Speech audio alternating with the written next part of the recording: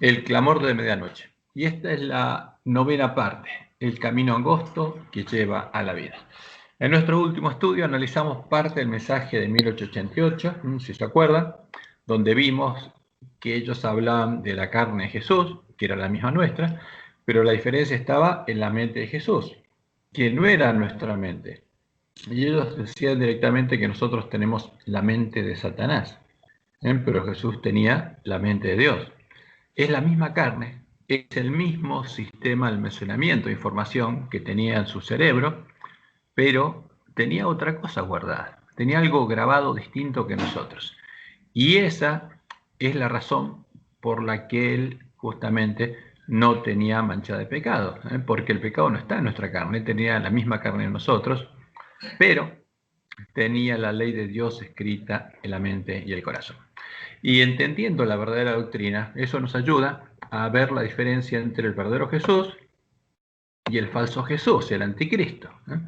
El que es el verdadero evangelio y el verdadero camino, y el que es el falso evangelio. Entonces, el verdadero Jesús, como lo vimos y lo estudiamos esta semana, es Jehová, es el Dios fuerte, como dice Isaías 9:6, el Padre eterno, es el creador, el único Dios verdadero. Y el falso Jesús es el Dios Hijo de la Trinidad. Y ese es el tema, hay una diferencia entre Jehová y el Dios Hijo de la Trinidad. Son dos cosas distintas. Y justamente, como dijo Jesús, el que va a aparecer antes que caigan las plagas es la abominación desoladora. ¿Y cuál es el Jesús al que adoran Roma el falso profeta? Y es el Dios Hijo de la Trinidad. No es el verdadero.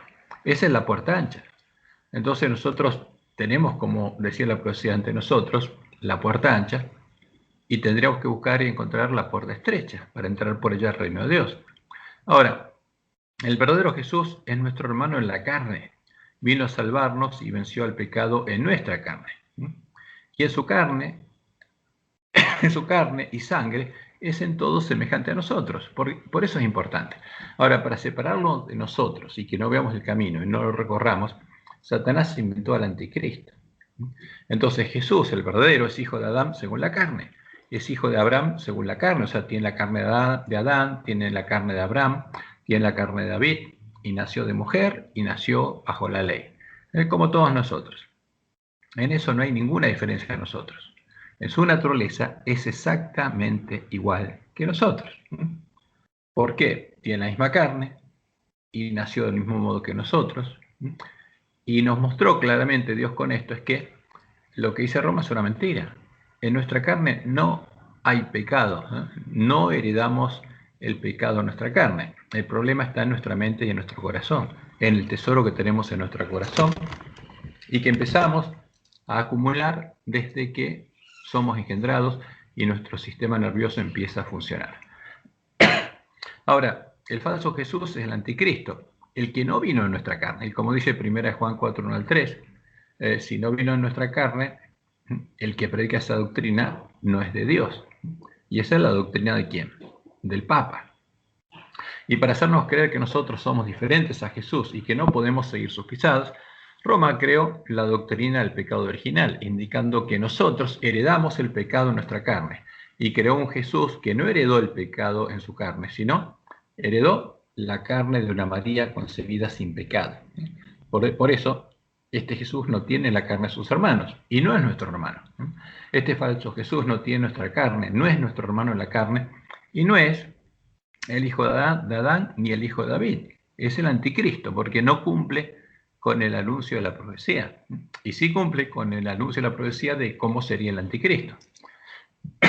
El verdadero Jesús se hizo realmente hombre, es una verdadera oveja y era en todo semejante a sus hermanos. En su naturaleza, Jesucristo, hombre, era inferior a los ángeles, porque no retuvo ni utilizó ningún atributo de la naturaleza divina.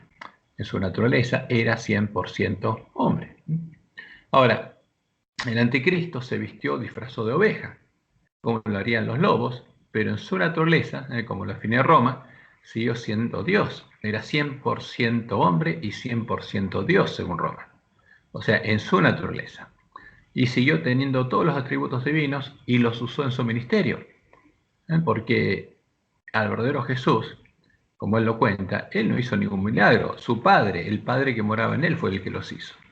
Y les dijo a los discípulos que ellos iban a hacer las mismas obras. No porque fueran divinos, sino porque Dios las haría en ellos.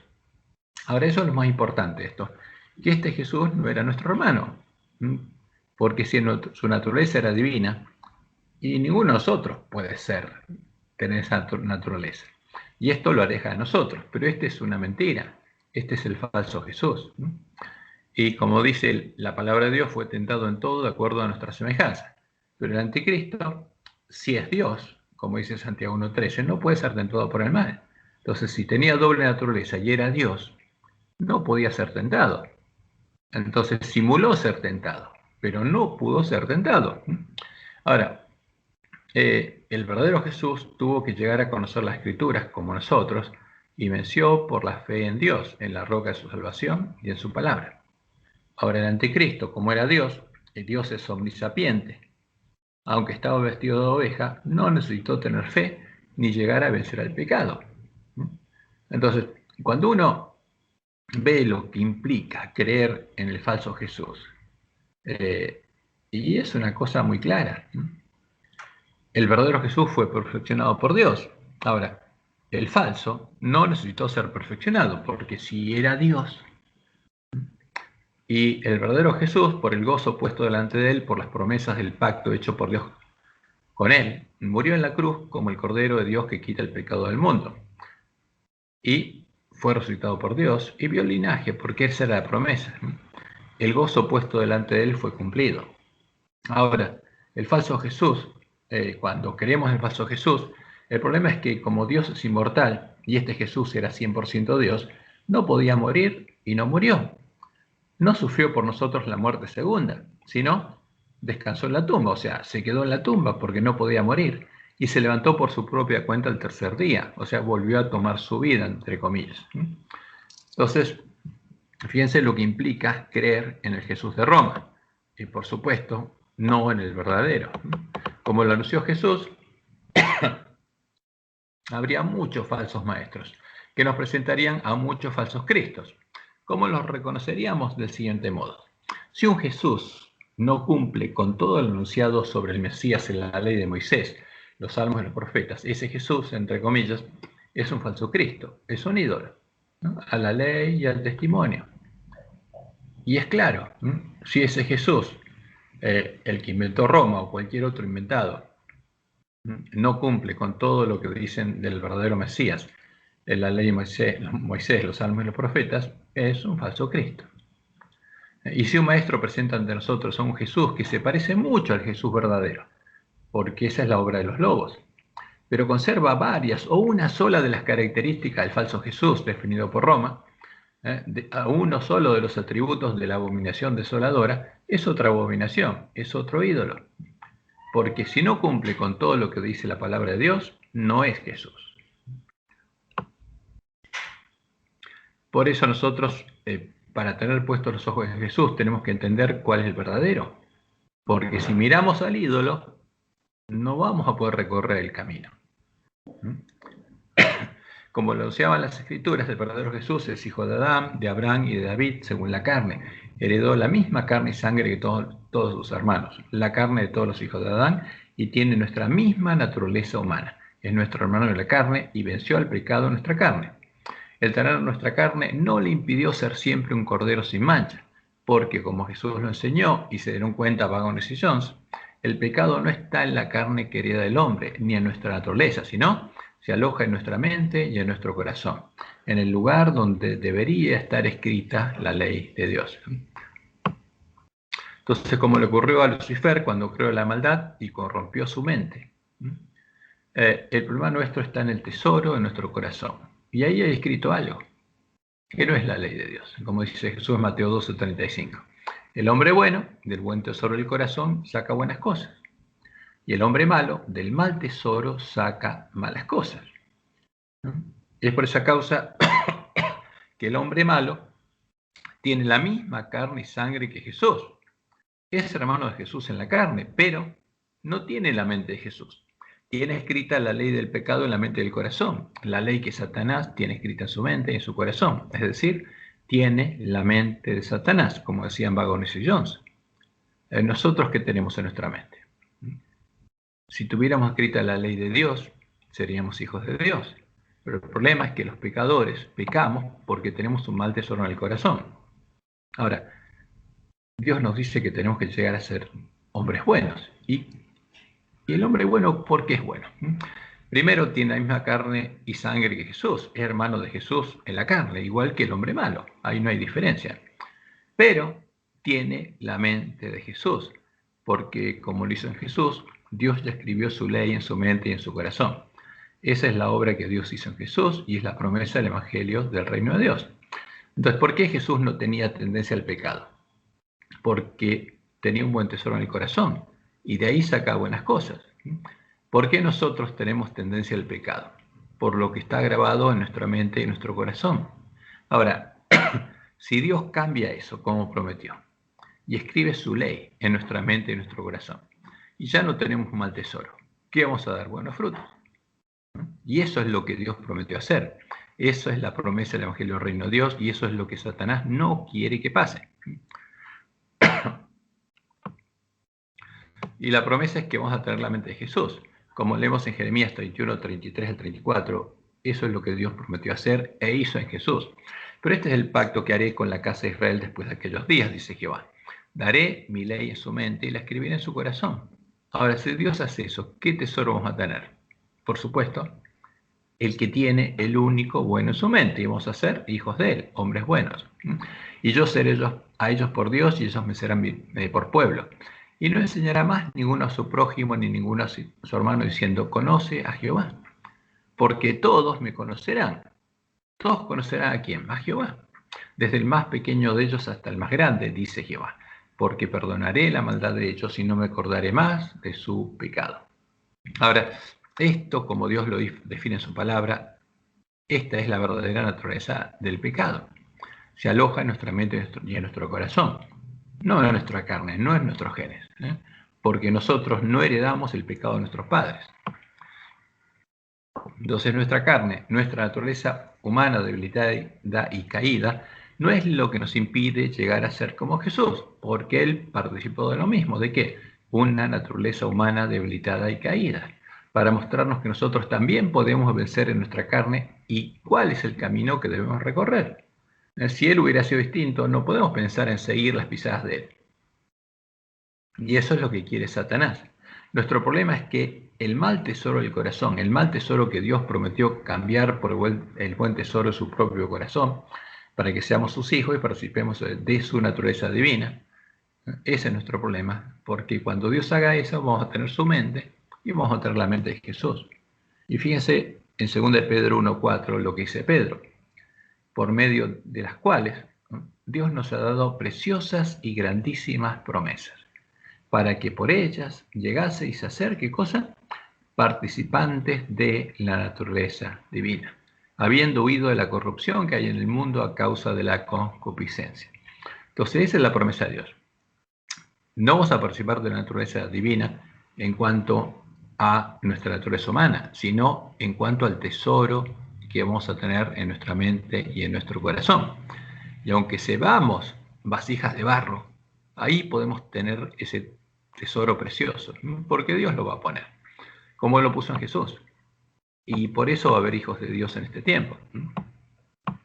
Y como dice Pablo en Romanos 8, 28 al 29, Dios nos predestinó para que fuésemos hechos conforme a la imagen de su Hijo, para que Él sea el primogénito entre muchos hermanos.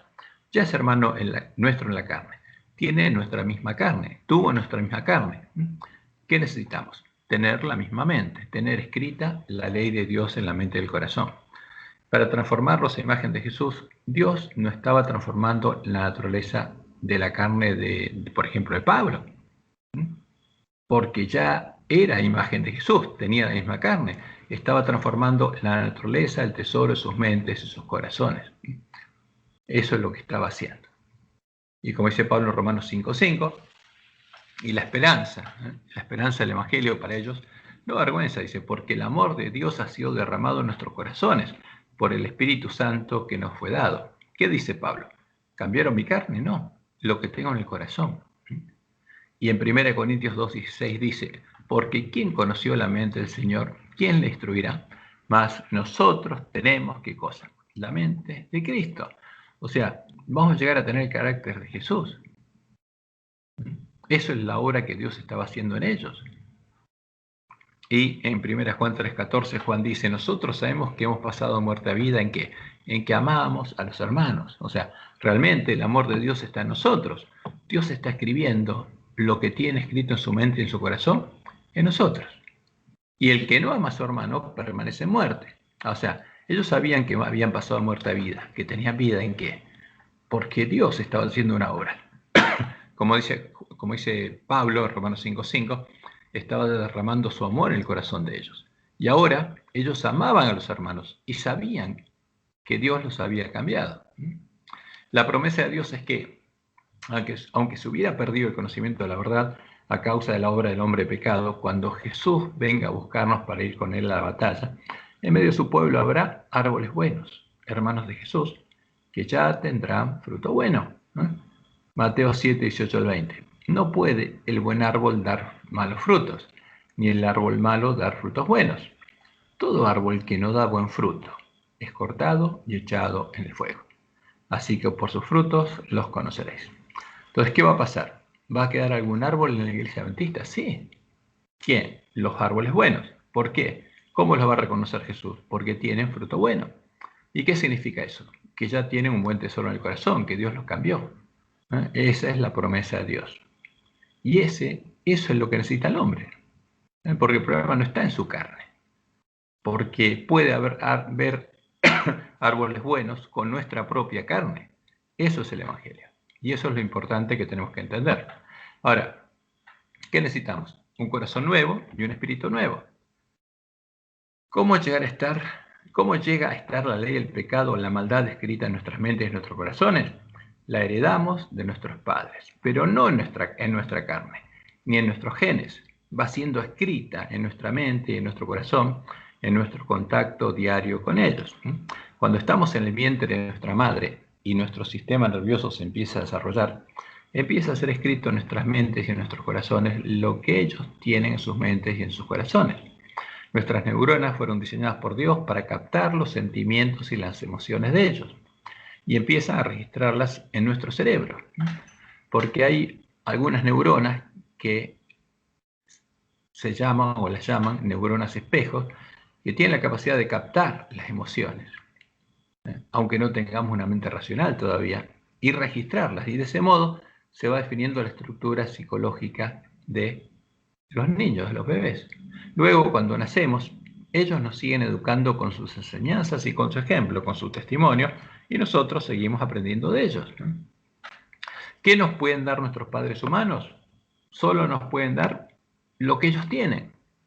Por eso Dios nos dice que los honremos. ¿Por qué? Porque son nuestros padres y nosotros debemos honrarlos, aunque nos hayan dado un mal tesoro, como hacen todos los padres. Y por ahí uno piensa que el tesoro que le dieron no es tan bueno como otro. Todos somos malos, todos son malos. Y lo que nosotros tenemos que aprender es a honrar a nuestros padres, porque sin ellos no existiríamos. Y gracias a ellos existimos y tenemos la posibilidad de ser salvos. Ahora, pero ellos nos dieron lo que tienen.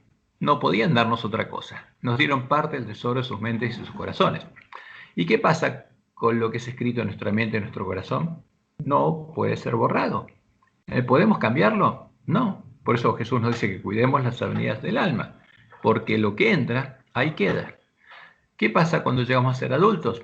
Seguimos aprendiendo y construyendo sobre los cimientos que heredamos de nuestros padres, sobre la estructura psicológica que heredamos. Y por supuesto que ellos a su vez heredaron. Para llegar a tener una mente nueva y un corazón nuevo, deberíamos nacer de nuevo. Y para llegar a tener un buen tesoro en esa mente nueva y en ese corazón nuevo, nuestros padres deberían tener un buen tesoro en sus mentes y en sus corazones. O sea, porque si nacemos de nuevo de nuestros padres, volvemos a lo mismo. Tendremos que nacer de una persona que fuera buena. ¿Y quién es el único bueno? Es Dios. Porque entre los hijos de Adán y Eva, hombre bueno no hay, ni hubo nunca uno. Por esa causa, Dios prometió hacernos nacer de nuevo de Él, para que tengamos un corazón nuevo y una mente o un espíritu nuevos, y escribir Él en ellos el buen tesoro de su mente y su corazón. Entonces, como Jesús le dijo a Nicodemo, está registrado en Juan 3, 3 al 10. Respondió Jesús y le dijo, de cierto te digo que el que no naciere de nuevo no puede ver el reino de Dios. Nicodemo le dice, ¿cómo puede un hombre nacer siendo viejo? ¿Puede acaso entrar por segunda vez en el vientre de su madre y nacer? Ahora, ¿qué pasaría si volviera al vientre de su madre y naciera de vuelta? Y tendría el mismo tesoro en la mente y el corazón. Respondió Jesús, de cierto te digo, que el que no naciere del agua y del espíritu. Ahora, ¿de quién va a nacer? Del espíritu. Tiene que ser hijo de Dios. No puede entrar en el reino de Dios. O sea, el que nace de Dios es el que entra al reino de Dios. O sea, al entrar al reino de Dios, nacemos de nuevo. Lo que es nacido de la carne, carne es. Y lo que es nacido del espíritu, porque Dios es espíritu, espíritu es. No te maravilles de que te dije, sea, es necesario nacer de nuevo. El viento sopla donde quiere y oyes su sonido, mas ni sabes de dónde viene ni a dónde va. Porque no vemos al viento, pero vemos su efecto. Así es todo aquel que es nacido del Espíritu. O sea, no vemos al Espíritu, pero ¿qué vemos? Vemos el cambio. Respondió Nicodemo y le dijo, ¿cómo puede hacerse esto? Y eso estaba anunciado en la profecía, porque es el Evangelio del Reino de Dios. Entonces Jesús le dijo, ¿eres tú maestro de Israel y no sabes esto? ¿No conoces el Evangelio?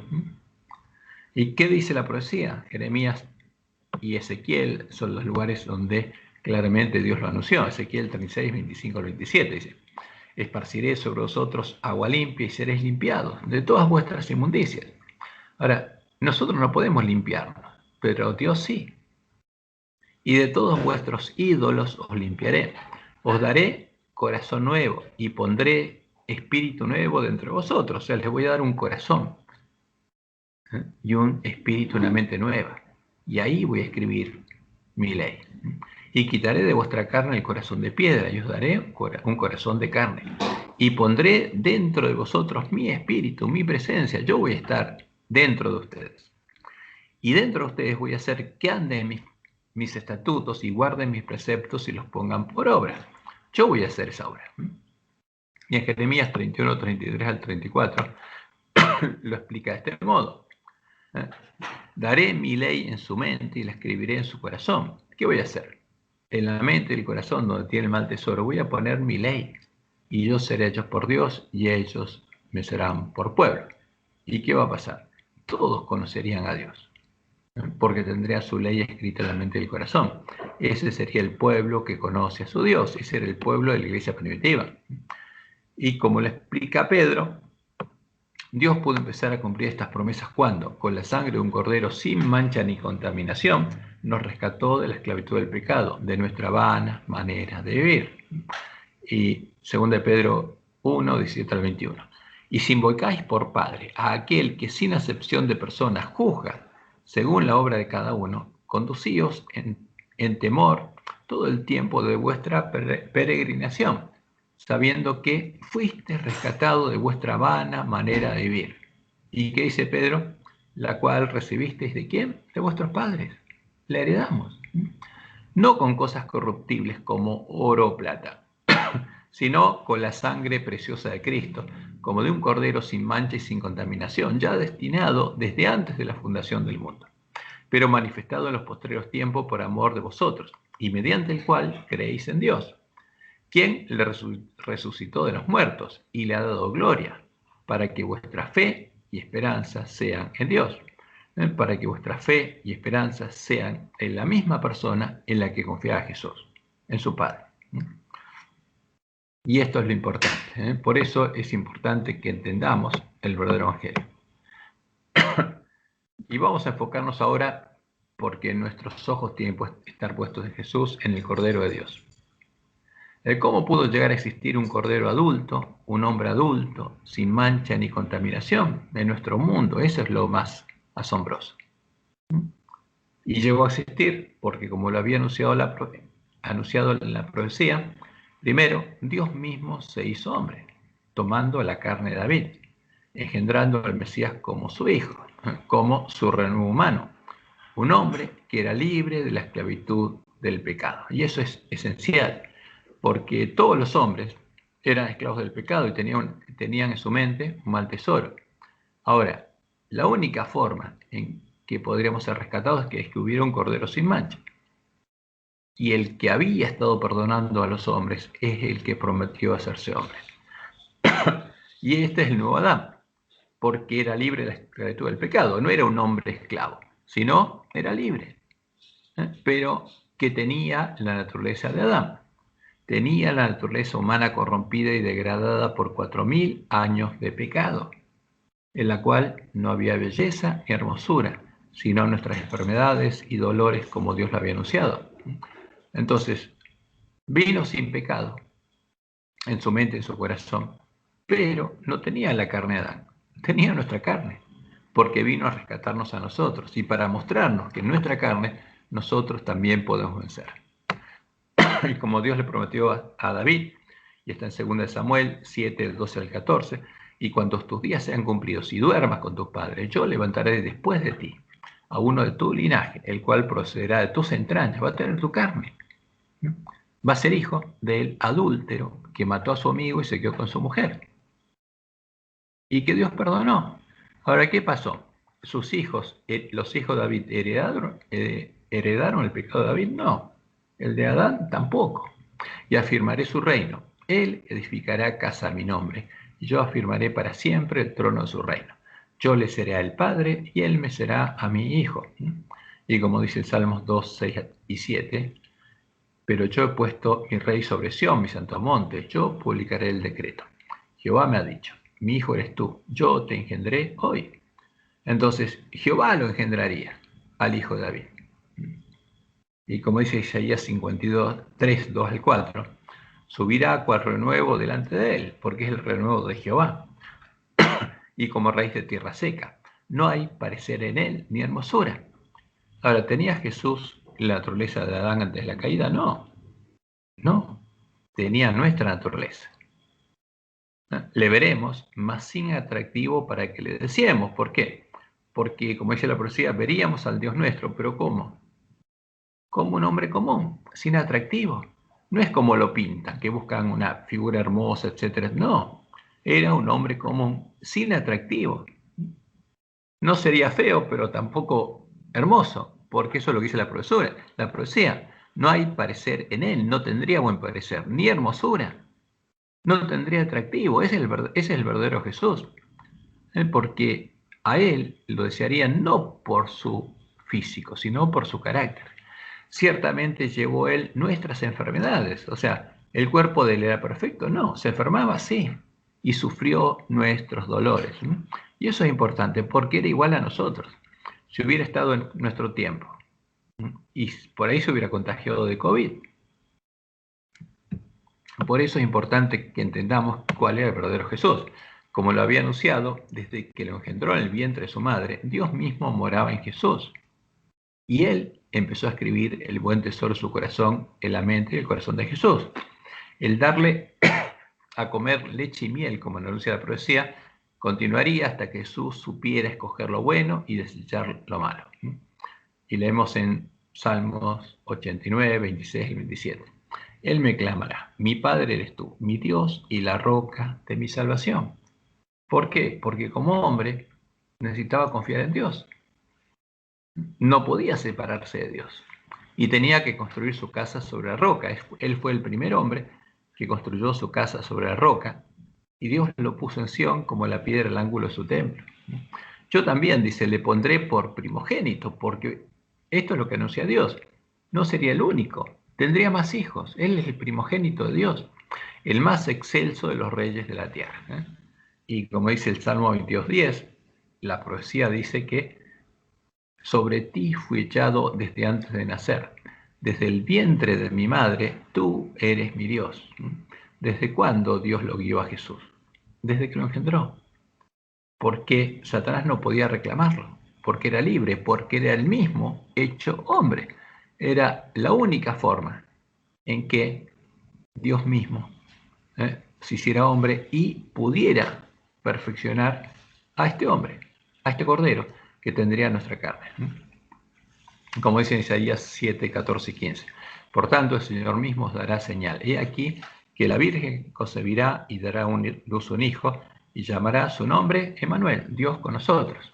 Ahora, pero sería hombre y necesitaría crecer, como dice Lucas capítulo 2. Y Jesús crecía en estatura y en gracia para con Dios y con los hombres. Entonces comería mantequilla y miel hasta que sepa, dice la profecía, desechar lo malo y escoger lo bueno. El Israel, ¿cuándo se llegó a este momento? Cuando un niño pasaba a ser responsable ante la ley, y eso era a los 12 años. Cuando Jesús fue llevado al templo y se enteró, cuando vio el cordero, se dio cuenta que él era el cordero, y antes no lo sabía. A partir de ese momento, cuando un niño en Israel era responsable ante la ley, él tenía que decidir. Por eso había que prepararlo para que a los 12 años pudiera justamente tomar decisiones claras y concretas. A partir de ese momento, Jesús determinaría qué es lo que agregaría al tesoro de su corazón y podría llegar a contaminarlo como lo hicieron Adán y Eva. Y para llegar a ser un cordero adulto sin mancha ni contaminación, viviendo en medio de hombres que tenían un mal tesoro en sus corazones, debería vencer el pecado en nuestra carne. Para lograrlo, no debía soltarse la mano de Dios, debía seguir siendo parte del templo de Dios, debía seguir morando en su presencia. Aquí quedó mirando, pues morando. Debía morar al abrigo del Altísimo siempre. Ahora, leemos en Isaías 11, 1 al 5. Saldrá una vara del tronco de Isaí, y un vástago retoñará de sus raíces, y reposará sobre él el espíritu de Jehová. Espíritu de sabiduría y de inteligencia, espíritu de consejo y de poder, espíritu de conocimiento y de temor de Jehová. ¿Y por qué conocería a Jehová? Porque Jehová escribirá su ley en su mente y en su corazón, y le hará entender diligente en el temor de Jehová. No juzgará según la vista de sus ojos, ni arguirá por lo que oigan sus oídos, sino que juzgará con justicia a los pobres, y arguirá con equidad por los mansos de la tierra, y herirá la tierra con la vara de su boca, y con el espíritu de sus labios matará al impío. ¿Por qué? Porque este bebé que nacería es Jehová. Por eso la vara sale de su boca, la espada de dos filos sale de su boca, y con el espíritu de sus labios matará al impío. Y será la justicia cinto sus lomos y la fidelidad ceñidor de su cintura. Y como dice Isaías 45:13, yo lo desperté en justicia y enderezaré todos sus caminos. Porque esa es la promesa de Dios. ¿Hasta cuándo? Hasta que Él tenga que decidir. O sea, porque Dios se encargó de la educación de Jesús y de que en su mente lo que entrara fuera puro. Porque Él tenía que escribir en su mente su ley en la mente y el corazón de Jesús. Él edificará mi ciudad y soltará mis cautivos, no por precio ni por dones, dice Jehová de los ejércitos. Y finalmente, cuando hubiera sido perfeccionado y para alcanzar el gozo puesto delante de él y ver linaje, ver a sus hermanos, a los hombres que serían liberados de la esclavitud del pecado y transformados a su imagen, por amor a nosotros, como el Cordero de Dios que quita el pecado del mundo, debería poner su vida en expiación por nuestros pecados. Primero, debería vencer al pecado de la carne. Tendría que llegar a ser un cordero adulto y sin mancha. Debería cumplir su ministerio y finalmente, después de vencer, debería poner su vida en expiación por nuestros pecados, ¿no? Siendo el Cordero de Dios. Y fíjense lo que dice Isaías 54, 7. Porque esta es una profecía de cómo sería educado Jesús. Y él dice, Jehová el Señor me dio lengua de sabios para saber hablar palabras al cansado. ¿Y cuándo habló esto? Durante su ministerio. O sea, durante su ministerio, Dios le dio lengua de sabios para saber hablar palabras al cansado. Despertará mañana tras mañana. Despertará mi oído para que oiga como los sabios. Jehová el Señor me abrió el oído y Jesús entendió cuál era su misión desde que fue al santuario, y yo no fui rebelde ni me volví atrás. Y eso lo sabía desde chico Jesús, desde los 12 años. Y dice, di mi cuerpo a los heridores y mis mejillas a los que me mesaban la barba. No escondí mi rostro de injurias y disputos, porque Jehová el Señor me ayudará. Por tanto, no me avergoncé. Por eso puse mi rostro como un pedernal y sé que no seré avergonzado. Por la fe, él iba a cumplir el anuncio de la profecía. Y como dice Isaías 50, 10 al 12, cuando haya puesto su vida en expiación por el pecado, verá linaje. O sea, porque va a haber otros como él. Vivirá por largos días y la voluntad de Jehová será en su mano prosperada. Verá el fruto de la aflicción de su alma, y quedará satisfecho. Por su conocimiento justificará a mi siervo justo a muchos y llevará las iniquidades de ellos. Por tanto, yo le daré parte con los grandes y con los fuertes repartirá despojos, por cuanto derramó su vida hasta la muerte y fue contado con los pecadores, habiendo él llevado el pecado de muchos y orado por los transgresores. Y como dice Pablo en Gálatas 4, 4 al 5. Pero cuando vino el cumplimiento del tiempo, Dios envió a su Hijo, nacido de mujer y nacido bajo la ley, para que redimiese a los que estaban bajo la ley, a fin de que recibiésemos la adopción de hijos. Para eso vino Jesús, para vencer y para darnos la posibilidad de ser adoptados por Dios como sus hijos, de nacer de Dios y ser transformados a la imagen de Él, a la imagen de Jesús. Entonces, cuando venció, Jesús fue puesto como la piedra del ángulo del templo de Jehová y de la ciudad de Dios, la Nueva Jerusalén, sobre la cual sería edificado el templo de Jehová. Y quedó abierta la puerta por la que sus hermanos entrarían al lugar santuario de Dios, para nacer de nuevo de Dios y empezar a recorrer el camino angosto, siguiendo las pisadas de Jesús. Ahora, y eso es el Evangelio del Reino de Dios. Tenemos que entender cuál es el Evangelio del Reino de Dios. Y leemos en Isaías 28, 14 al 16. Y este es el 16 solamente. Y aquí dice Jehová, yo he puesto en Sión por fundamento una piedra probada, angular, preciosa, de cimiento estable. El que creyere, no se apresure. Porque cuando Jesús venciera, sería puesto en Sión, en la cima del monte Sión, como la piedra del ángulo del templo de Jehová. Y sobre esa piedra serían puestas las otras piedras vivas. Como dice el Salmo 118, 19 al 23. Abridme las puertas de la justicia. Entraré por ellas. Alabaré a Jehová. Esta es puerta de Jehová. Por ella entrarán los justos.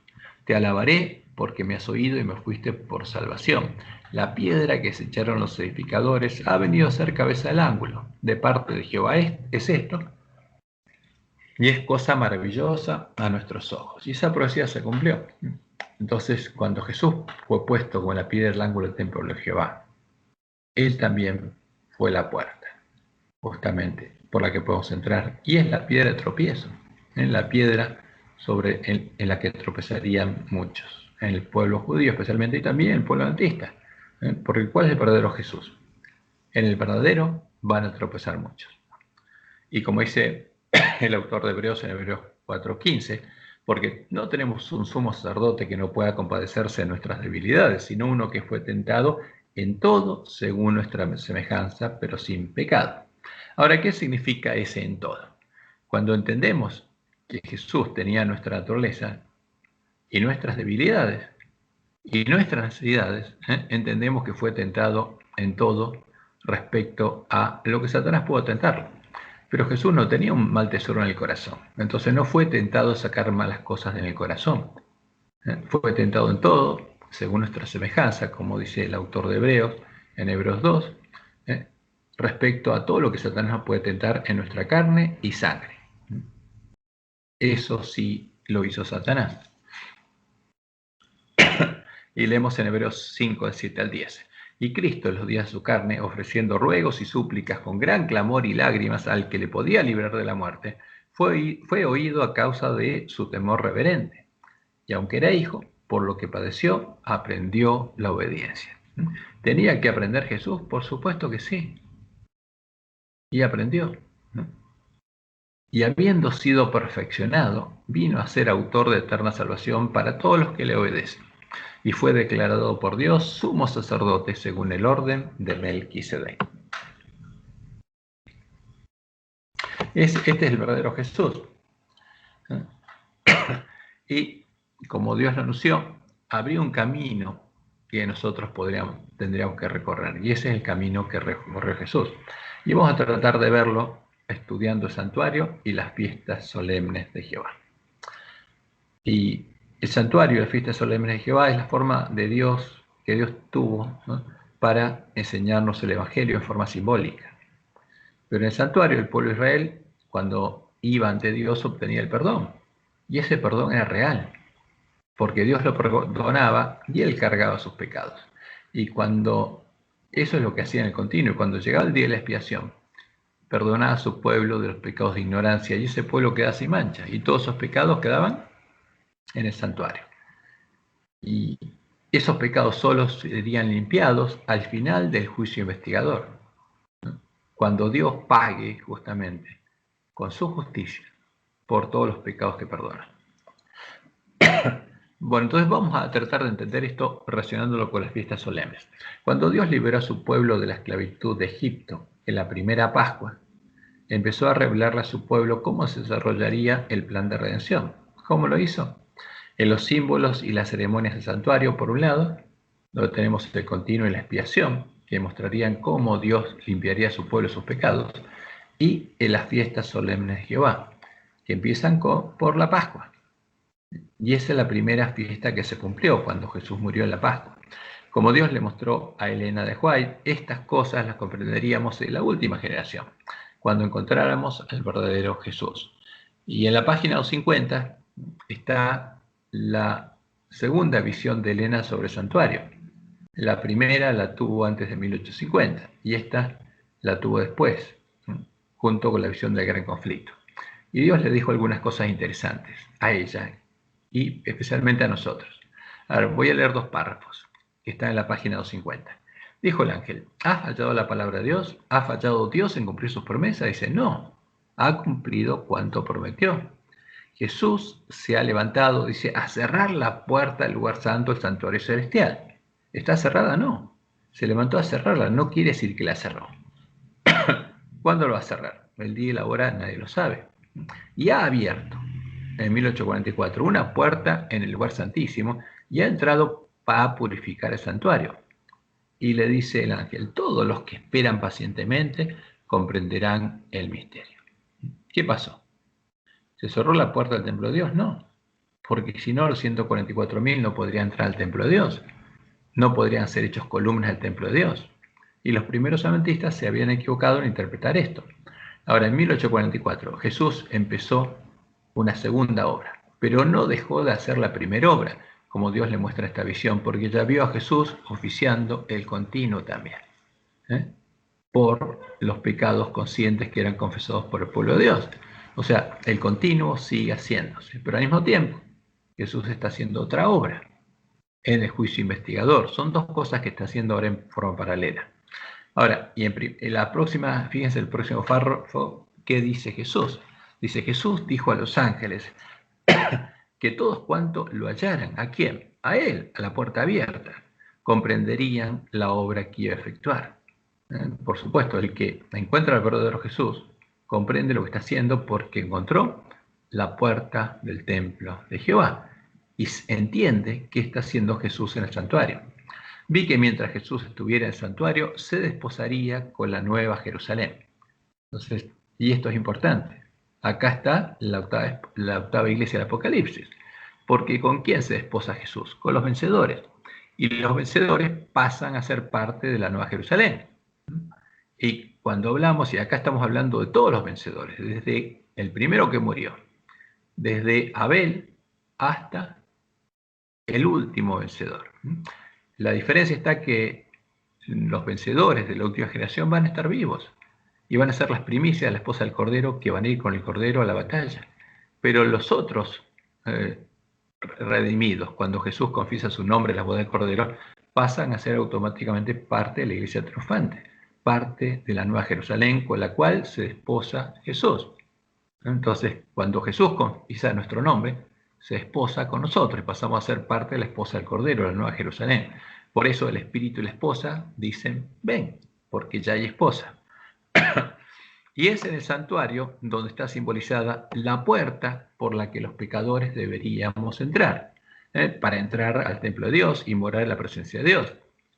Y ahí también está representado el camino que los pecadores deberíamos recorrer, el camino de santidad, hasta llegar a ser vencedores y, como panes sin levadura y ungidos con aceite, habiendo sido transformados a imagen de Jesús, ser puestos en la mesa de los panes de la proposición de Dios, símbolo de la iglesia triunfante, la esposa del Cordero, la nueva Jerusalén. Por eso Dios le dijo al polentista que tenía que entender el santuario, porque es el Evangelio. Aquí estamos viendo representado esquemáticamente el santuario, que globalmente tiene dos partes, el atrio y el tabernáculo, que después sería el templo. Y el tabernáculo tiene dos partes, el lugar santo, donde estaba la lámpara, la menorá, de 7 brazos, que ardía constantemente, estaba el altar del incienso, desde donde subían justamente el incienso, y símbolo de las oraciones de los santos, y estaba la mesa de los panes de la proposición, porque ese es un símbolo de la proposición de Dios a su pueblo. ¿Y cómo eran esos panes? Panes sin levadura y ungidos con aceite.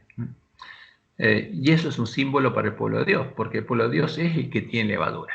Y el plan de redención lo que prevé es quitar la levadura para que seamos panes ungidos con aceite. Y después estaba el velo que separaba el lugar santo del lugar santísimo. Y finalmente, tras el velo, estaba el trono de la gracia, estaba el arca, donde se manifestaba la presencia de Dios. Hay un micrófono abierto. Y todo esto, fíjense que son símbolos de algo. Pero en el tiempo del sacerdocio levítico, justamente se funcionaba en el templo el continuo y la expiación. Entonces, ¿qué era el continuo? El continuo era un juicio voluntario. ¿Y quién podía hacer uso de ese juicio? El pecador. Porque justamente Dios le dio a su pueblo los 10 mandamientos y junto con los 10 mandamientos le dio la ley de la gracia, por medio de la cual un pecador podía ser limpiado de sus pecados. Entonces, un pecador que se daba cuenta del pecado y se arrepentía, ¿qué tenía que hacer? Tenía que ir voluntariamente a Dios, después de haber arreglado su deuda con su hermano, después de haber reparado el daño que había hecho.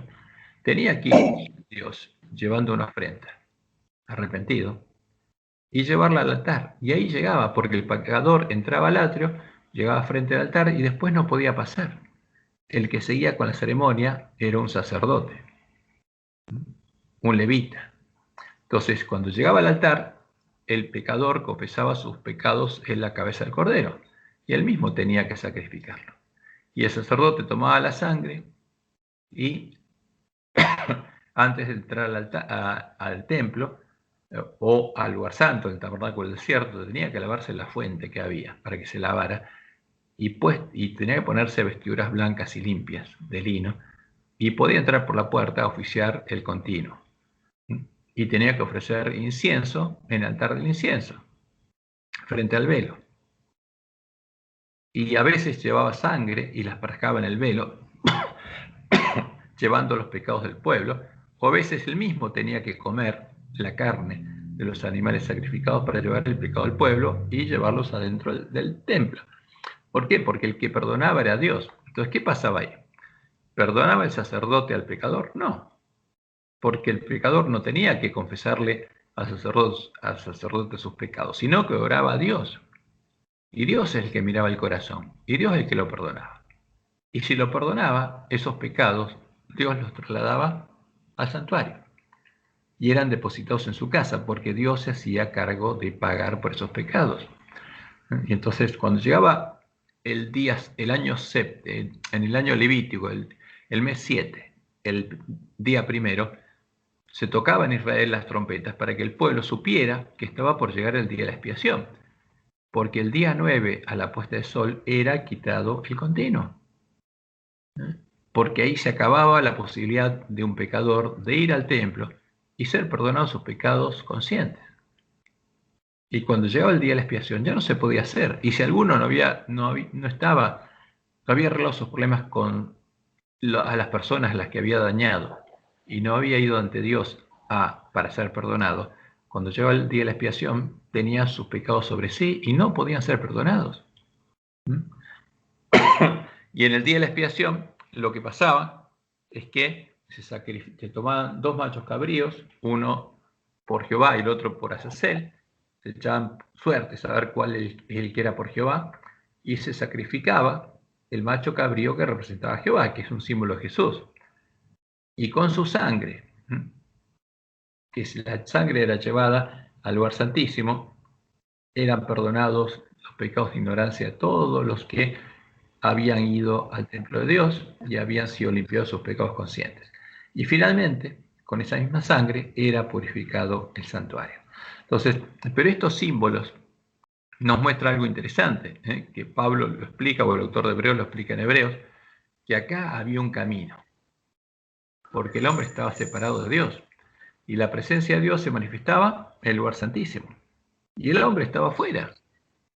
Entonces, el atrio era donde llegaban los pecadores, pero no podía entrar ni al lugar santo ni al lugar santísimo, pero había una fuente para que alguien se lavara, y había una lámpara que era un símbolo, y había un altar de incienso, y estaba la proposición de Dios dentro del templo. ¿Por qué? Porque el pueblo de Dios tendría que estar dentro del templo, porque los 144.000 serían hechos columnas del templo de Dios, y están representados acá por los panes de la proposición, porque si nos fijamos en Apocalipsis 7, los sellados son de las 12 tribus de Israel, y acá hay 12 panes, símbolos justamente de las tribus de Israel. Entonces, porque la proposición de Dios es transformar a los hombres pecadores de panes con levadura en panes sin levadura. Entonces, aquí hay un camino, y ese camino es el que tendríamos que entender. Ahora, ¿dónde nació Jesús? ¿En el atrio? ¿Fuera de justamente de la casa de Dios? No. El atrio representa el lugar donde estamos los pecadores. Pero Jesús nunca estuvo fuera del templo de Dios. Es más, siempre su Padre moró en él. Por eso él decía, destruyan este templo y en 3 días lo reedificaré. ¿Pero dónde murió? Fuera del templo. Él, que nació en la presencia de Dios y el trono de Dios estaba en él, que era parte del lugar santísimo, no del lugar santo, del lugar santísimo, porque Dios mismo estaba morando en él. ¿Qué pasó? Cuando murió en la cruz, que es el antitipo del altar. Y cuando salió de la presencia de Dios, es cuando Dios lo dejó, porque él cargó en él los pecados. Y él dijo, Padre mío, ¿por qué me has dejado? ¿Por qué me has desamparado? Como dice el Salmo. Entonces, eso es lo importante. Ahí, cuando él, justamente, muere, el antitipo del altar, muere fuera del templo, porque dejó de ser el templo de Dios, porque al cargar nuestros pecados, Dios no pudo morar más ahí y se retiró. Y él murió en el lugar donde tenemos que morir nosotros. Ahora, ¿para qué hizo eso? Para que nosotros podamos vivir en el lugar donde él vivía. Porque si él toma mi lugar, es para que yo tome el lugar de él. Ese es el Evangelio. Y para que nosotros podamos entrar al templo de Dios. Y todo lo que está ahí es un símbolo de lo que Dios haría con su pueblo. Es el Evangelio del reino de Dios en símbolos. Vamos a entender un poquito más esto.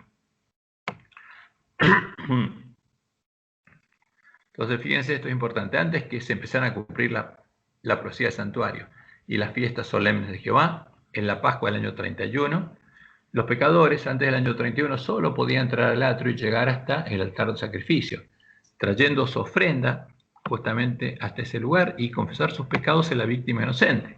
Pero cuando muriera el Cordero de Dios y se cumpliera la profecía de todos los sacrificios realizados en el altar de sacrificio, esta profecía dejaría de estar en pie. ¿Por qué? Porque el sacrificio se cumplió.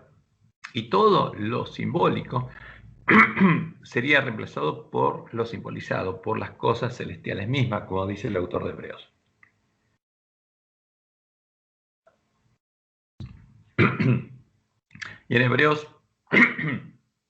9, versículos 6 al 10 leemos: y así dispuestas estas cosas, en la primer parte del tabernáculo entran los sacerdotes continuamente, revisando el continuo, para cumplir los oficios del culto. Pero en la segunda parte, solo el sumo sacerdote, una vez al año, no sin sangre, la cual ofrece por sí mismo y por los pecados de ignorancia del pueblo. Dando el Espíritu Santo a entender con esto que aún no se había manifestado, ¿qué cosa? El camino al lugar santísimo. ¿Por qué el camino al lugar santísimo? Porque los hombres no podían entrar. Ahora, pero el que llega al lugar santísimo llega a la presencia de Dios. Entonces acá tendría que haber un camino que permitiera que los hombres estuvieran en la presencia de Dios. ¿Sí? ¿Pasó algo en el audio?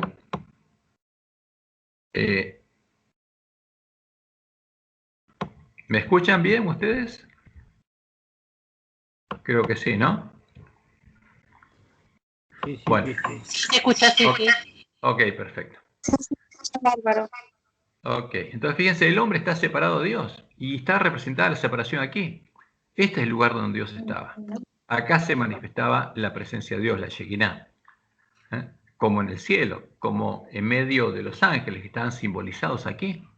Pero el hombre no podía estar en la presencia de Dios. Ahora, pero Jesús sí, porque nació acá y vivió acá, siempre. Y después tomó nuestro lugar muriendo acá, para que nosotros pudiéramos entrar. Y ahí se manifestó ese camino. De eso está hablando el autor de Hebreos. Y ese camino va hasta la presencia de Dios. Pero la presencia de Dios, ¿dónde está Dios? ¿Dónde está su trono?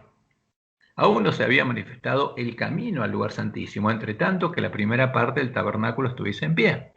¿Qué quiere decir esto? Mientras hubiera sacrificios de animales y los sacerdotes humanos tuvieran que hacer esas ceremonias con la sangre de los animales, no se abriría el camino.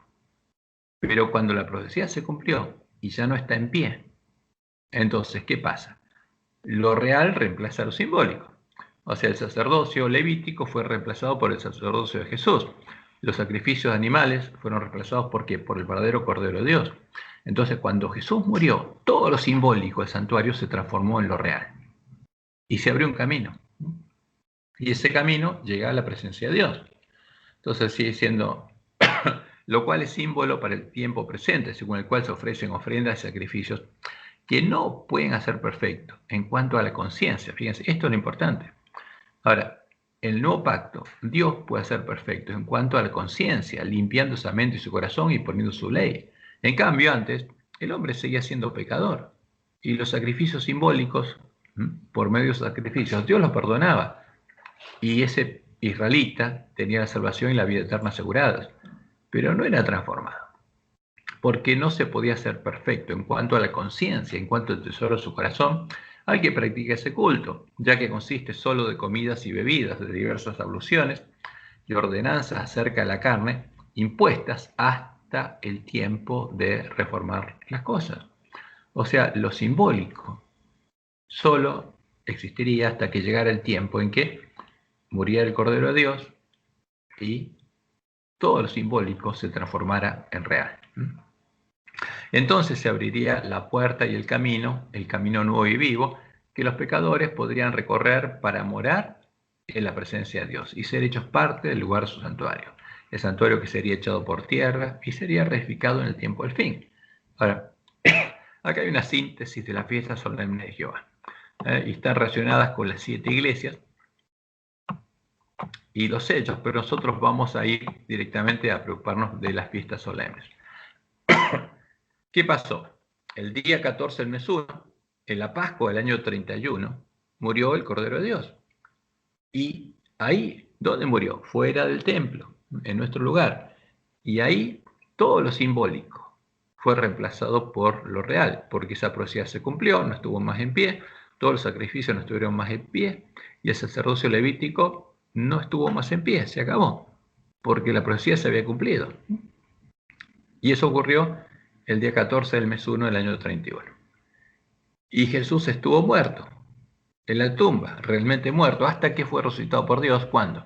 En el primer día de la semana, en el día de las primicias. Y él resucitó y llevó con él, las primicias resucitaron con él y las llevó a su padre para que se cumpla la justa fiesta de las primicias.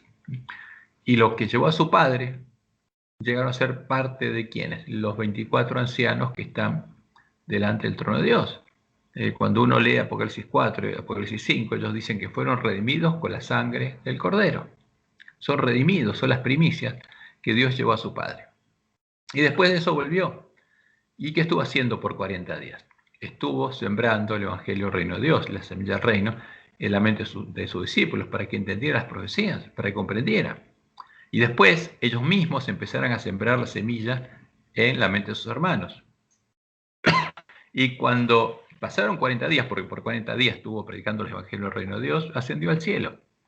Y a partir de ese momento, él se preparó para empezar su ministerio y los discípulos se prepararon para recibir la lluvia temprana. Y en Pentecostés comenzó la lluvia temprana. Ahora, ¿qué pasaba en las fiestas de Pentecostés? En la fiesta de las primicias había que llevar una gavilla de cebada y mecerla frente a la presencia de Dios en el templo. Y en Pentecostés había que llevar panes cocidos con levadura. ¿A quién? A Dios. Dios pedía eso. Y esos panes cocidos con levadura que llevó Jesús, ¿quiénes fueron? Sus discípulos. Porque fueron las primicias de la cosecha. ¿Y qué prometió hacer Dios con esos panes con levadura? Transformarlo en panes sin levadura. Y esa es la obra que empezó a hacer.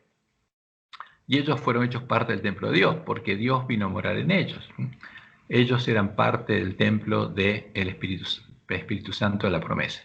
Y a partir de ese momento, cada vez que ellos predicaban el Evangelio y alguien creía en el Evangelio, recibía la lluvia temprana, porque se sembraba la verdadera semilla. Y eso continuó así por 1260 años, porque Dios sostuvo a su iglesia en el desierto, hasta fin del siglo XIII, hasta que el lugar santuario de Dios y la verdad fueron echados por tierra, y se perdió el conocimiento de la verdad. Y a partir de ese momento, el pueblo de Dios estuvo sin semilla y sin lluvia. El periodo Sardis, Jesús le dice al pueblo que está en Sardis, que tiene hombre que vive, pero está muerto. ¿Dónde estaba? En medio de la iglesia de Roma. ¿Y por qué estaba muerto? Porque no conoce la verdad, no se sembró la semilla del reino en su corazón, sino la semilla de la cizaña. Jezabel siembra la semilla de la cizaña, al anticristo, al falso Jesús. Ahora, ¿qué pasó cuando llegó el tiempo de Filadelfia? Un grupo de hijos de Dios empezó a salir de Babilonia. Y Dios levantó la iglesia de Reforma, la iglesia que tiene que buscar y encontrar la puerta abierta para poder entrar de nuevo al lugar santuario de Dios, para que los lugares asolados sean reedificados. Ahora, pero eso no ocurriría, como Jesús lo dijo, durante el periodo de Filadelfia, porque las vírgenes, que serían las últimas vírgenes de Filadelfia, el remanente de Filadelfia, se dormirían y llegarían a estar en la condición del ángel de la Odisea. Ahora, pero serían despertadas. Y cuando fueran despertadas, se produciría el verdadero reavivamiento, como dice Elena de White en Conflicto de los Siglos, página 517. Antes que los juicios de Dios caigan, finalmente, sobre la tierra, antes que empiece el tiempo de angustia, habrá entre el pueblo del Señor, entre el pueblo adventista, un avivamiento de la piedad primitiva, cual no se ha visto nunca desde los tiempos apostólicos. ¿Por qué? Se va a volver a esperar la semilla del reino. Y entonces Dios va a volver a derramar su espíritu. El espíritu y el poder de Dios serán derramados sobre sus hijos. Y se recuperaría ¿qué cosa? El conocimiento de la verdad y empezaría de vuelta a la siembra. Ahora, lo primero que ocurre cuando alguien se da cuenta es que tiene que despertar a sus hermanos. Y eso ocurre en el día 1, el mes 7, porque es el día que suena la trompeta. Y ese es el tipo del clamor de medianoche. Porque es el sonido de la trompeta al comienzo del mes séptimo que despierta al pueblo de Dios, indicándole que está por llegar el día de la expiación y que está en el día de su prueba y sellamiento. Y cuando ese pueblo escuchara el verdadero evangelio, porque ya tendría el verdadero, justamente el pueblo de Dios, el evangelio eterno, y empezaría a predicar el mensaje del primer ángel y sembraría la semilla del reino, el que creyera volvería a recibir la lluvia temprana y se volvería a ver semilla y lluvia. Y empezarían a crecer los hijos de Dios hasta que en el día 9, el mes 7, se ha quitado el continuo. Ahora no sabemos exactamente cuál es la fecha, porque va a llegar el día y la hora que no sabemos. Pero sabemos, como dijo Jesús, que como lo que pasó en el arca va a pasar, se va a cerrar la puerta a las vírgenes insensatas. Y este es el tiempo, cuando van a crecer juntos el trigo y la cizaña. Pero cuando llega el día 9, el mes 7, a la puesta del sol, y es quitado el continuo, llega el día de la expiación. Y ahí en el día de la expiación Jesús va a confesar el nombre de los vencedores en las bodas. Por eso son las bodas del Cordero. Y cuando llegue el día del juicio de la última generación del pueblo adventista, Jesús va a confesar solamente el nombre de los vencedores. El resto de los nombres de los adventistas no va a pasar por las bodas, solo pasa el nombre de la esposa del Cordero. Y una vez que termina el día de la expiación, Jesús termina de confesar el nombre de los vencedores de su pueblo, en la fiesta solemne de Jehová llega el día 11. Pero hasta el día 15, fíjense, la fiesta de bodas del Cordero es la fiesta de los tabernáculos, empieza el día 15. Y desde el día 10 al día 15 hay 4 días intermedios que los primeros adventistas no se habían dado cuenta. Cuando ellos predicaron lo que creían que era el clamor de medianoche, simplemente se habían dado cuenta que en ese tiempo, en 1844, el día de la expiación caía el 22 de octubre justamente de ese año, 1844. Pero aunque hubiera llegado el día de la expiación en ese tiempo, Jesús no iba a venir ahí, porque Jesús viene a buscar a su esposa el día 15 del mes 7. Ahí se pronuncia la segunda venida y ahí empieza la fiesta de bodas. Entonces, ¿por qué hay 4 días en el medio? Porque como Dios lo anunció, hay que predicar el fuerte pregón al pueblo que está en Babilonia, porque va a ser tiempo de misericordia. Eso es lo que Dios anunció que iba a pasar por medio de todos sus profetas. Entonces, cuando llega el día 11, el mes 7, ahí suena trompeta y llega el día de Jehová. Y es el tiempo del fuerte pregón. Y ahí Dios va a derramar la lluvia tardía sobre los sellados de su pueblo y la lluvia temprana sobre el pueblo que sale de Babilonia, empieza a recorrer el mismo camino que recorrió su pueblo. Hasta que en el día 14, el mes 7, a la mitad del día, llega el fin. Y Dios le permite a Satanás venir. Y eso nos indica que llegó el día de la ira de Dios, el de las 7 últimas plagas. Y al final de ese periodo, que va a ser acortado, vamos a ver la señal del Hijo del Hombre. Y esa señal nos indica que ya está, viene Jesús porque empezó el día 15 del mes 7, el día de su segunda venida. Y ese día viene la primera resurrección y ahí todos somos arrebatados con Él, como claramente lo explicó, se lo mostró en el White, y empieza la fiesta de bodas del Cordero, que dura 7 días. ¿Cómo hacer esa fiesta? Dios nos lo explicó. De otro modo que con la fiesta de los tabernáculos. Y cuando uno lee lo que pasa en la fiesta de los tabernáculos, entiende en parte cómo hacer esa fiesta de bodas. Y al octavo día es cuando todo Jesús con su esposa llegan al cielo. Y hay una solemne convocación, como él lo anunció en las fiestas solemnes de Jehová. Bueno, pero fíjense que todo lo que Dios anunció se cumplió como él lo había anunciado. Y eso se dieron cuenta los primeros adventistas. Jesús murió en la Pascua, resucitó en primicias, estuvo 40 días con los discípulos, sembró la semilla del reino, ascendió al cielo 40 días después, y exactamente en Pentecostés llevó a su Padre a los primeros panes con levadura, para que Dios empezara a transformarlos en los panes de la proposición que está en el santuario. Y finalmente los pusiera en la mesa de los panes de la proposición, porque ese es el símbolo de la esposa del Cordero. Entonces vamos a ir adelante porque, fíjense, nosotros tenemos el privilegio de la última generación, que en nuestro tiempo, como en la primera generación se cumplieron las primeras fiestas solemnes con nosotros, como dijo Jesús, no va a pasar esta generación hasta que todo esto acontezca. Pero vamos a analizar los símbolos del santuario. ¿Por qué? Porque si todo esto dejó de ser simbólico, se transformó en lo real, tenemos que entender qué es lo real. ¿Qué? Si alguno tiene alguna pregunta sobre este tema, por favor, abra el micrófono y pregunte. O si quiere, lo pregunta al final. Y vamos a ver cómo andamos de tiempo, porque veo que pasó el tiempo y vamos a ver hasta dónde avanzamos para no pasarnos mucho el tiempo y pueda mantener la atención. Y si es necesario, lo terminaremos otro día. Entonces, ¿qué simboliza todo esto? El tabernáculo es un símbolo del reino de Dios, de la casa de Dios, del lugar santuario de Dios, que sería extendido sobre los hombres. Y este es el lugar donde Jesús nació y vivió, pero no es el lugar donde murió. El atrio es un símbolo de este mundo, el lugar donde viven y están destinados a morir los pecadores. Es el tipo de lugar en el que, tomando nuestro lugar alejado de Dios, Jesús murió. Entonces, y eso es importante que lo entendamos, porque el santuario es el que nos muestra el camino de salvación. Y por supuesto, el camino de salvación llega hasta donde está el pecador.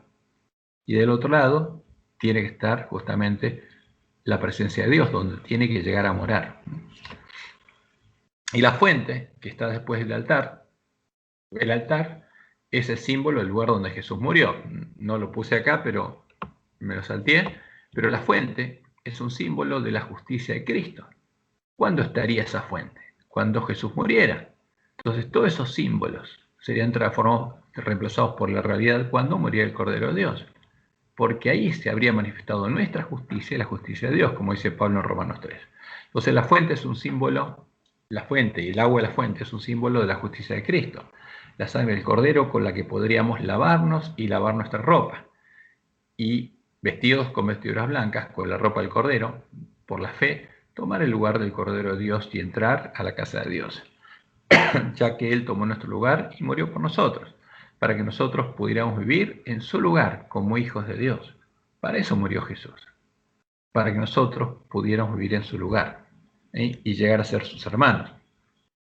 Y en Isaías 35:8 nos dice lo siguiente: y habrá allí calzada y camino, esta es la promesa de Dios, y será llamado camino de santidad. Es el camino en el cual Dios transforma a sus hijos y hace la obra de la santificación para transformarnos en panes y levadura.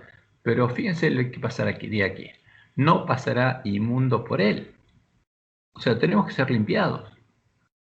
Tenemos que lavarnos, como dice Apocalipsis 22.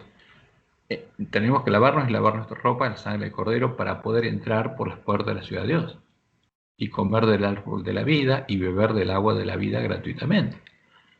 Y este camino, que empieza cuando entramos por la puerta estrecha al templo de Dios, al reino de Dios, no puede entrar alguien inmundo, tiene que estar limpio. ¿Por qué?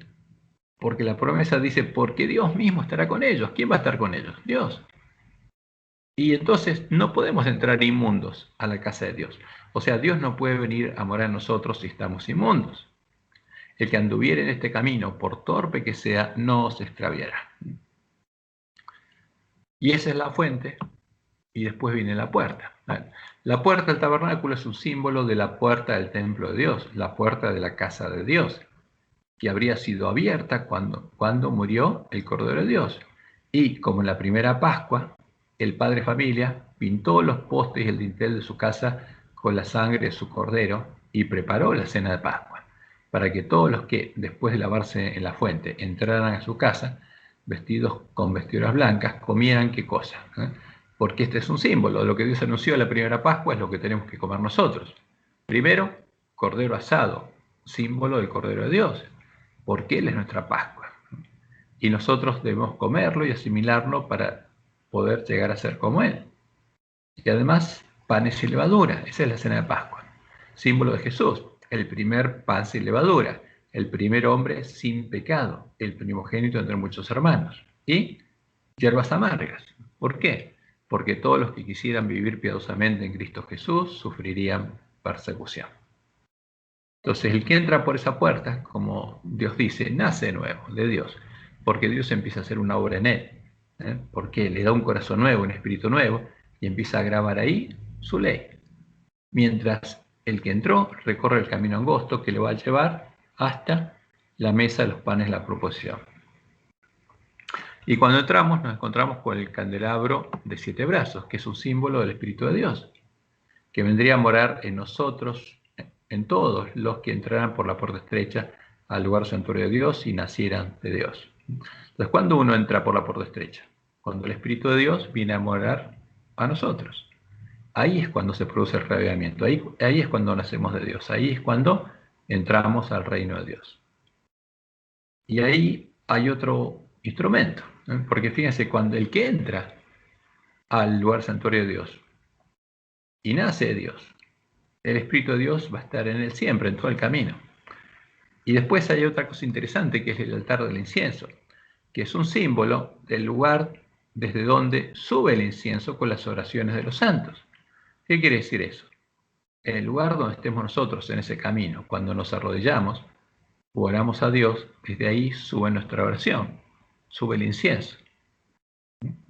Y es símbolo del lugar donde un hijo de Dios se arrodilla para orar a su Padre, el lugar donde, durante el continuo, Jesús intercede por nosotros y agrega incienso a nuestras oraciones, porque esa es la obra de Jesús. Y frente al altar de incienso está el velo, que es un símbolo de la pared de separación que había entre los hombres y Dios. Ahora, esa pared desapareció cuando Jesús murió cargando nuestros pecados y el velo del templo se rajó de arriba abajo. Entonces se abrió, como dice Pablo, o el autor de Hebreos, el camino al lugar santísimo y Dios vino a morar con los hombres. ¿Por qué? Porque Dios puso su presencia en nosotros. Como decía la profecía, ¿qué pondría en nosotros? Pondría su templo. Y a la diestra de él se sentaría el varón cuyo nombre se renuevo y consejo de paz habría entre ambos. ¿Y qué leemos en Hebreos 10, 19 al 22? Así que, hermanos, teniendo libertad para entrar en el lugar santísimo, en la presencia de Dios, por la sangre de Jesucristo, por el camino nuevo y vivo que Él nos abrió a través del velo. Fíjense que hay un camino que va desde el atrio hasta después del velo, hasta la presencia de Dios. Esto es de su carne, el velo es un símbolo de Jesús.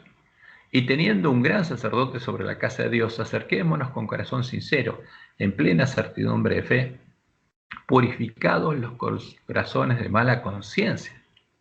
¿Qué quiere decir esto? Y lavados los cuerpos con agua pura. O sea, el cuerpo es lavado en la fuente. Y uno entra. ¿Y qué empieza a hacer Dios?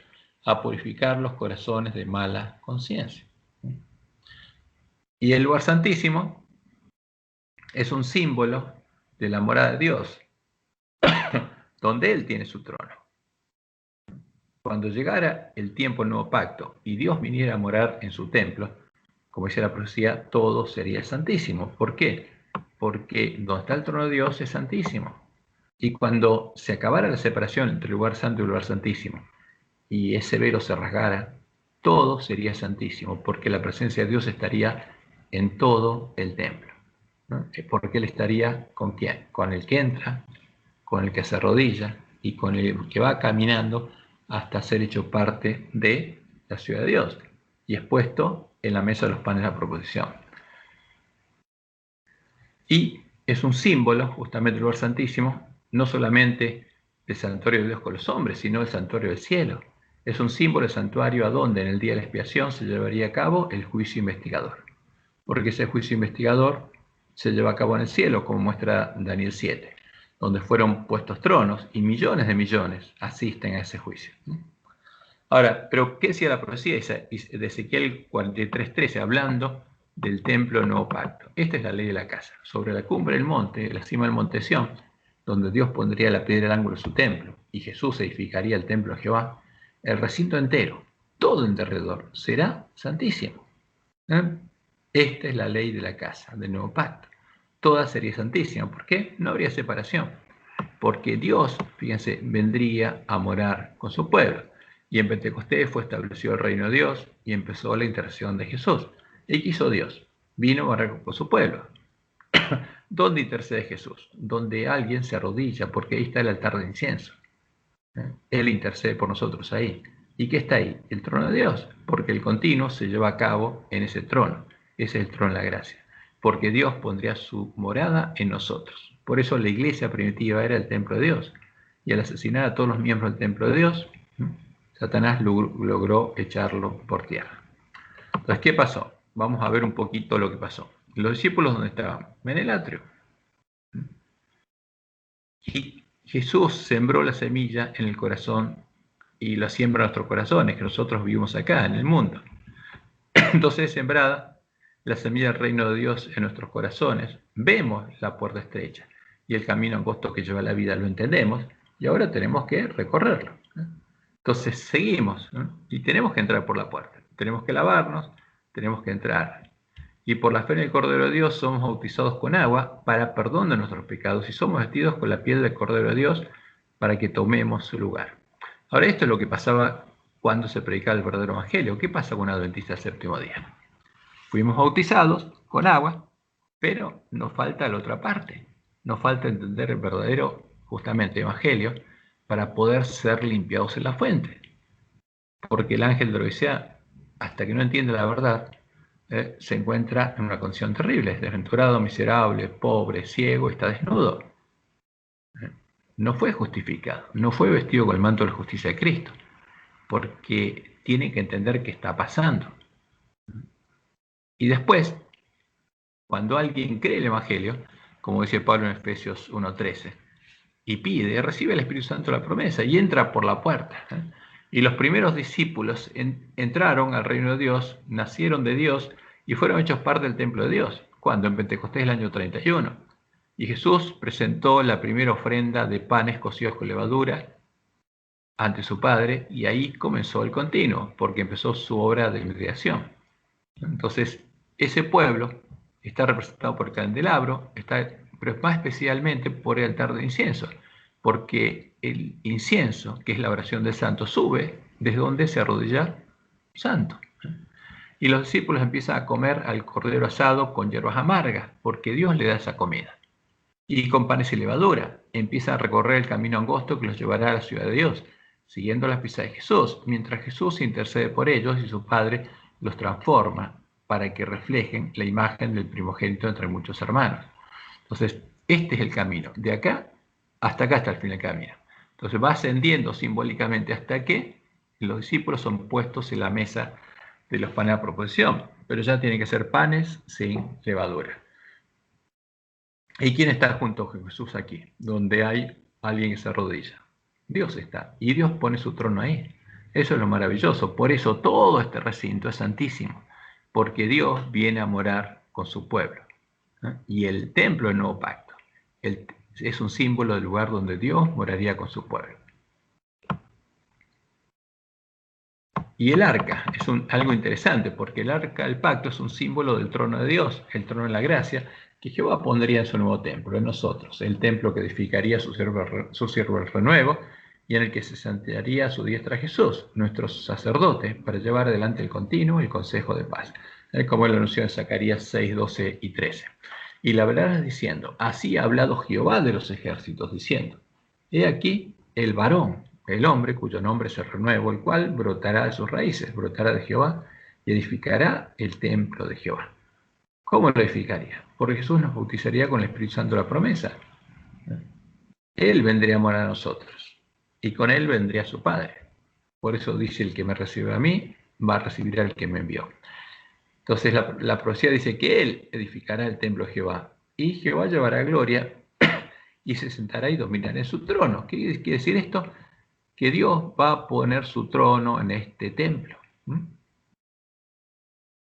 Y donde está el trono de Dios es un lugar santísimo. Por eso la profecía dice que todo el templo del nuevo pacto es santísimo, porque Dios va a poner su trono en nosotros.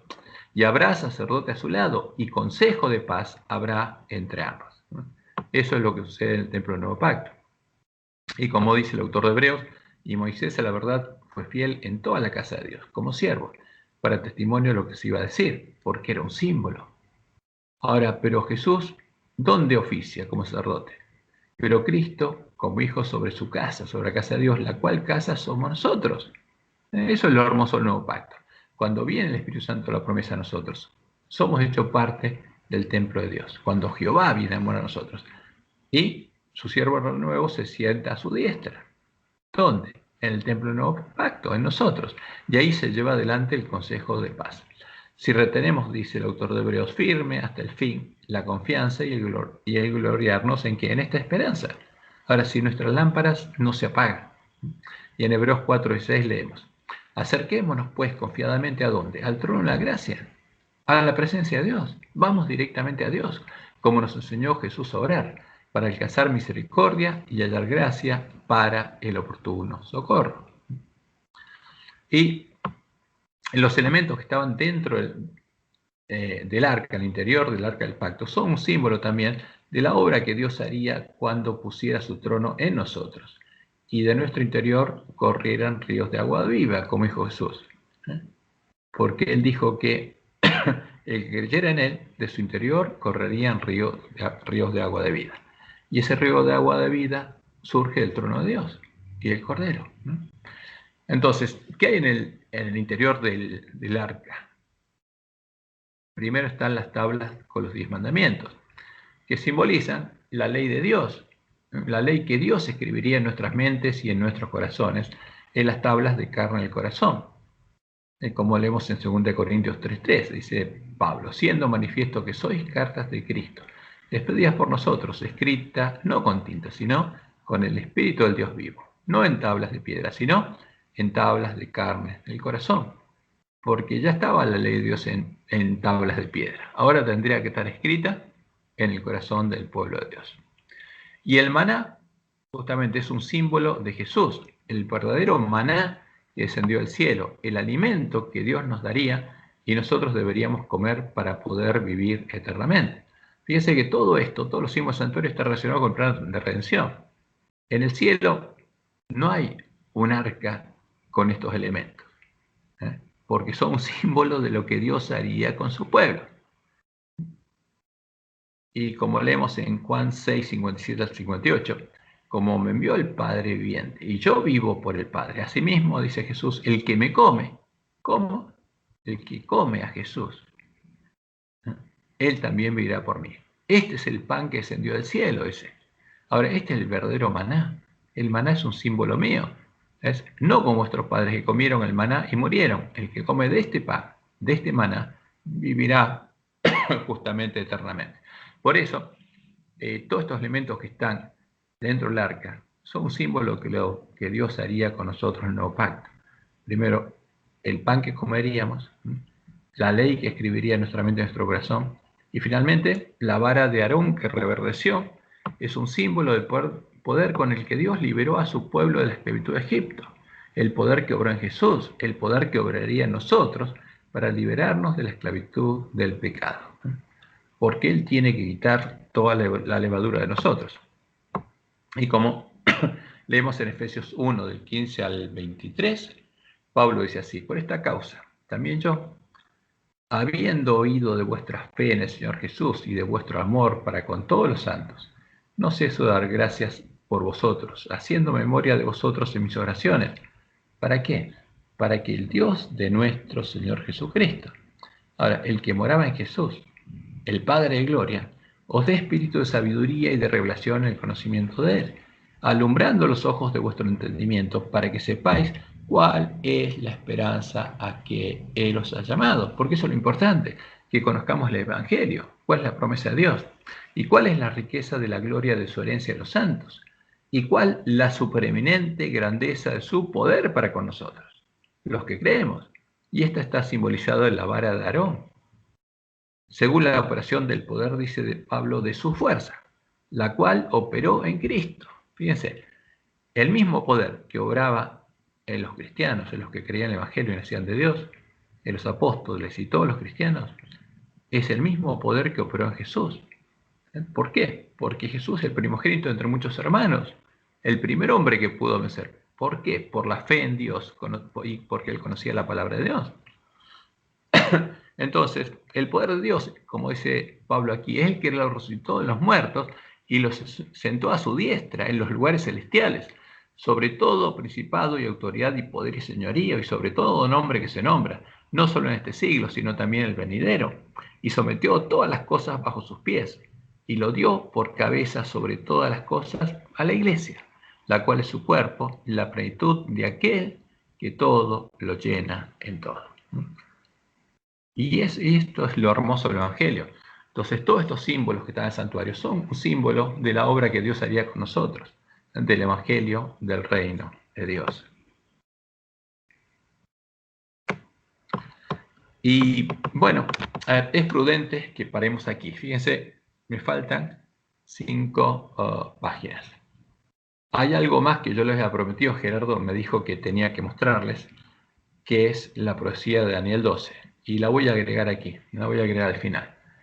Pero vamos a parar aquí, porque ya llevamos más de 1 hora y media y es probable, yo podría seguir para terminar esto, pero vamos a hacer lo siguiente, vamos a parar aquí y vamos a completar nuestro estudio. Podría ser el jueves. Si les parece bien, lo podemos completar el jueves o el miércoles, pero mejor el jueves. Vamos a dejarlo para el jueves. Entonces el jueves vamos a completar este estudio y voy a agregar a este estudio la profecía de Daniel 12 sobre lo que ocurre en el día de la batalla. Que ese tema me recordó Gerardo que les había prometido que lo analizaríamos. Entonces vamos a parar aquí y si tiene alguna pregunta, ahora voy a detener la grabación.